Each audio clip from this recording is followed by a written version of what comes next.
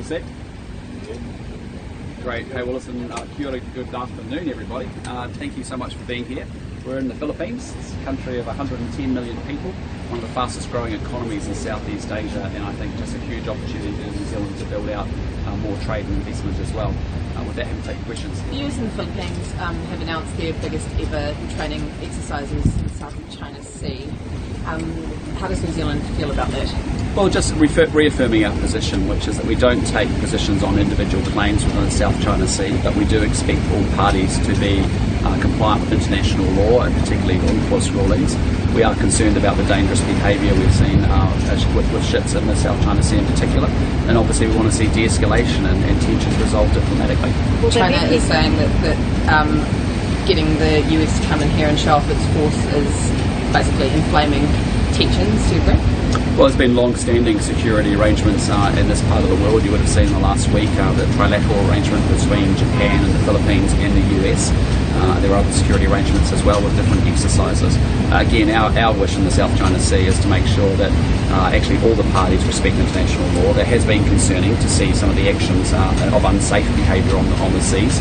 And as I say, we want to see people resolve their tensions. Would New Zealand be prepared to join more maritime exercises in the South China Sea advanced? Well, look, it hasn't been something that we've been, we have considered at this point, but we'd be open to looking at all those things in due course. In terms of AUKUS, Labour is saying that you're making very strong noises. What very strong noises are you making? Well, look, I mean, our position as a new government hasn't changed from the previous government, which is that all we're saying is that we're open to exploring opportunities under Pillar 2, under AUKUS. And so it's a little bit confusing, to be honest, to know whether this is Phil Twyford's position or Chris Hipkins' position or a Labour Party position. It seems to have changed from what it was just 150 days ago when they were in government. Why are we even exploring a pact that takes aim at our largest trading partner? Well, what we're saying is that there is a huge change in geostrategic competition within the Indo-Pacific region. For New Zealand to act in its own independent foreign policy with its own interests at stake. We want to make sure that we have security and peace within the region. We also want to make sure that we have good economic interests and prosperity within the region. And so increasingly we are thinking about both those aspects in the Indo-Pacific region that we are part of. Do you have any concerns that we may be compromising our foreign policy over this? Well, absolutely not. I mean, what I'd say to you is that there are 195 countries in the world. They all have independent foreign policies. It's not unique to New Zealand. It doesn't make us any different from any other country. All it means is that we act in New Zealand's interests.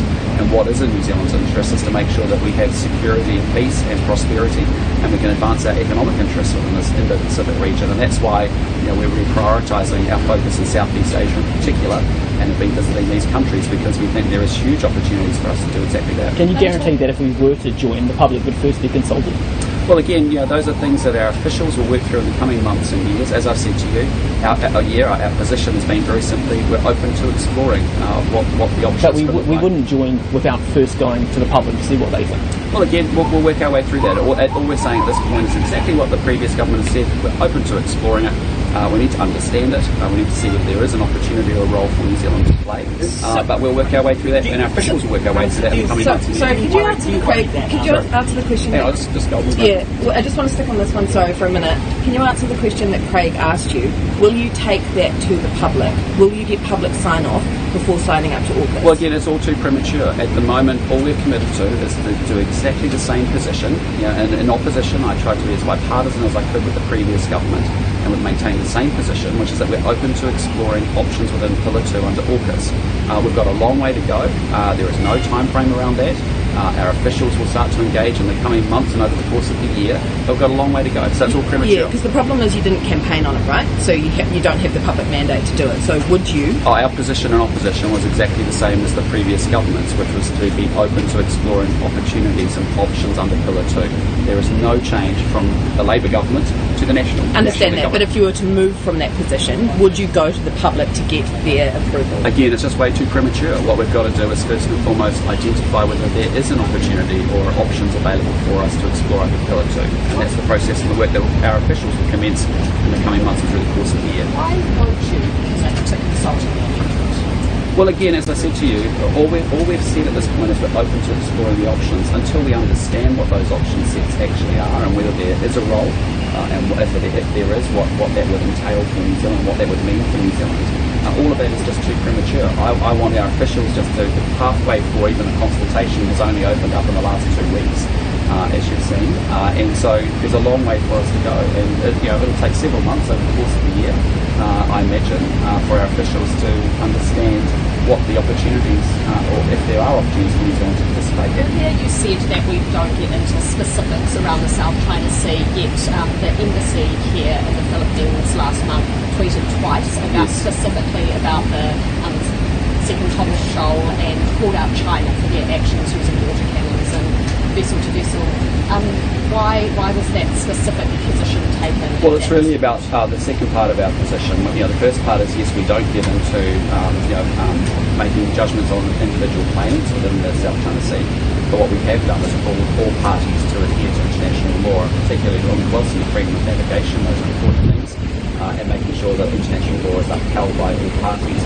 We have been very concerned about the actions that we've seen in the South China Sea with unsafe behaviour on those seas. Do you expect you'll be discussing that with the Yes, look, it's been a topic of conversation with Prime Minister Lee in Singapore. It's been a topic of conversation with Prime Minister Seta yesterday, and it will definitely be a topic of conversation today with President Marcos. Why is it so important to us as a small trading nation? What would conflict in the South China Sea? Well, look, I mean, we are a country that, as you just identified, we are a small trading nation, and what's important to us is freedom of navigation, upholding international law. We are strong advocates of multilateral agreements.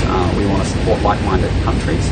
We have a series of values that are actually really important to New Zealand under successive governments over many decades, and so those values remain, and we need to be able to express them. And so that's why it's important for us, because yes, we do move a lot of our products and trade around through these seas, as we do through the Red Sea. We talked about that before as well. So it's just part of our. We are a small trading nation that we believe in freedom of navigation. We believe in upholding international law. We will have our own independent foreign policy. We join with like-minded countries that have similar values where it makes sense, and continue to do so. You've spent a fair bit of time, I understand, in the Philippines, working, but also doing some volunteering.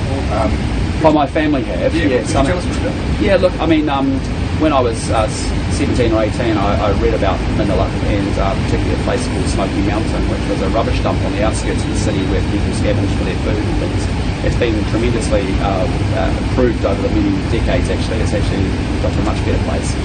But my wife and daughter came up here several years ago and spent time up here as well. So it's a place that I know well. I've been here many, many times. I don't know how many times, 10, 15, 20, 30 times, but the upshot is it's a great country because, again, you see it's a country that's 110 million people in it. It's been growing at 6 to 7%, one of the fastest, probably the fastest growing economy in Southeast Asia. And the other thing that has changed for New Zealand and why the priority of the Philippines has lifted for us is that we now have over 100,000 Filipinos that call New Zealand home. And it wasn't that long ago that we just had 10,000 Filipinos at home, and they've made tremendous contributions to New Zealand.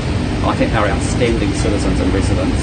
They've made big contributions in health and in construction and in dairy, and they're fantastic citizens. They work incredibly hard, and they really make great contributions to the community. So, for the people-to-people connections that we have, from there's an opportunity for us to build out on trade and investment as well. I just think it's one of the exciting economies that we have underplayed.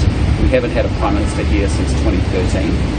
As I said, I got to meet President Marcos in Melbourne. We connected very well, and he very kindly said, well, let's come and see us, so it'll be great. Where do you see the biggest opportunities for us in terms of trade? Is there a particular sector, do you think? Well, look, there's again the traditional areas of our agriculture sector for sure, but this is probably the third producers of geothermal energy, and as you've probably seen throughout Southeast Asia on the trip, most of Southeast Asia is really struggling with getting its share of renewable energy up. Most of the region probably is around 20% renewables at best. And so for here, there's a really big, there's an opportunity for us around clean energy and how we can make contributions there. There's certainly opportunities around future foods and advanced agriculture. And I also think there's a lot of opportunities within ICT and within the technology space as well. So particularly when you think about robotic processing and other things that can be used here as well. So it's quite exciting. Is it easier to have these kind of connections and collaborations with the Philippines since the change in leadership? Yes, I think that's right. I think President Marcos has been very externally oriented and wanting to engage with partners in the region as well. He also, I think, sees the economic opportunity for the Philippines. This is a country that has an average age of 24. If you think about Thailand, we have an average age of 50, and so it's a very dynamic economy, and there's huge opportunity for him and his people. And so if he can drive greater education and greater wealth and lift the economy up and they've got big ambitions, this is an economy that, in not a very short period of time will be one of the most significant top 20, top 25 economies in the world. So it's important that we get here, and actually it's a partner that has similar values to us. And I think you're right, a new leader.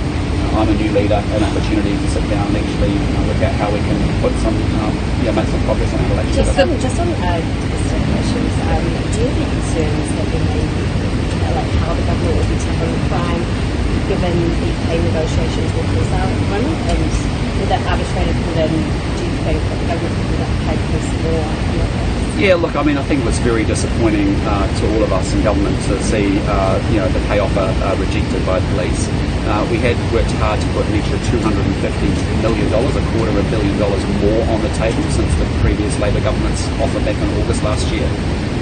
We know it's a pretty challenging time for New Zealand, and understand the financials are pretty stretched. We thought we had a good offer.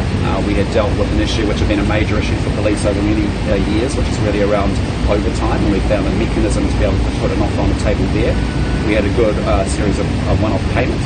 And then as you project out and think about inflation hitting 4% yesterday, we hope that we can drive it down to below the band of being under 3% by the end of the year. That we actually, when you look out for the next 3 years, that actually there were good increases above the level of inflation. So, it's disappointing for us, given I think we felt we put our best foot forward and took very seriously the need to up the offer, which we did well. Now we're in a process where we work out what comes next. I think, it is probably likely that it does go to arbitration. And I think the frustrating thing about that is that just means it's a longer, more drawn-out process. Do you think police officers will be disappointed to hear you saying you're disappointed in them? I'm not disappointed in them. I'm just disappointed they voted. I'm just expressing that we worked really hard in a very challenging set of finances for New Zealand, where we've increased our debt. We have a structural deficit. We have a fiscal deficit, and we managed to find an extra $250 million to put into that offer. And so it felt we put our best foot forward, addressing what we thought were their key concerns around overtime and getting good regular increases over a longer period of a contract of 3 years, not 2 years. So they're completely free to reject it, as they have done. That's up for each individual police officer, to do that, and that's fair enough. I'm just saying to you, I'm expressing our government's effort, because I know how much work we put in behind the scenes to try and make sure we could enhance the offer, knowing that we needed to do that, and we felt important that it was important to do that. And just on the report that came out about women with peace and more time of abuse, did you see any opportunities that you think could improve the situation for women? And on top of that, do you think 4,000 people have swiped card access to Parliament? Look, I haven't looked at the parliamentary swipe card access, so to be honest, it hasn't been high on my agenda this week. But what I do acknowledge, as I've said many times before, is I think there is more gendered abuse amongst for women MPs in particular in our Parliament. I think that's unacceptable, and there is generally high levels of abuse against politicians in general as well. But it's certainly a lot worse for women, and that's not fair and it's not right. Thanks very much. Okay, thanks so much. Thank you.